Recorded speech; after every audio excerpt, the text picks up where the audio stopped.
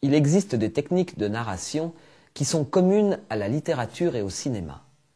C'est le cas de l'ellipse, qui provient du grec eleipsis, qui signifie manque. Dans une histoire, si votre personnage s'apprête à faire une sieste, vous n'allez pas nécessairement filmer l'intégralité de son sommeil, à moins de vouloir anesthésier votre spectateur. Vous allez faire une ellipse, c'est-à-dire que vous allez négliger de raconter ce qui se passe pendant un moment. À l'image, nous ferons appel à un fondu au noir. L'image va disparaître progressivement pour laisser place à un écran noir avant qu'une nouvelle image ne vienne le remplacer. Cette convention visuelle à laquelle nous ont habitués les films nous permet de comprendre que du temps s'est écoulé. Nous aurions pu également, comme dans les films muets du début du XXe siècle, écrire sur un carton une indication de durée.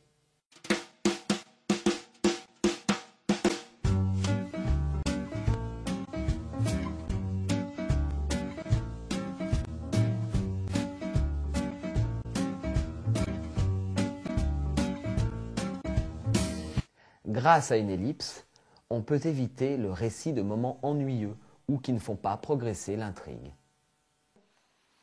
Dans cette situation, le personnage va mettre du temps avant de pouvoir réorganiser son espace. Il serait long et fastidieux de le voir tout ranger. On peut alors accélérer l'image pour réduire le temps de l'action. Ce procédé, qui n'est pas à proprement parler une ellipse, est notamment utilisé par Stanley Kubrick dans Orange Mécanique.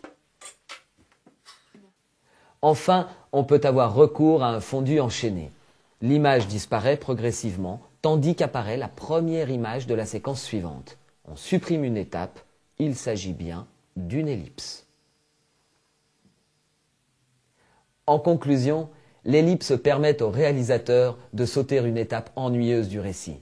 Elle permet également de garder un certain rythme dans l'histoire. Ne pas montrer, c'est aussi stimuler l'imagination. C'est donc avant tout un choix de narration.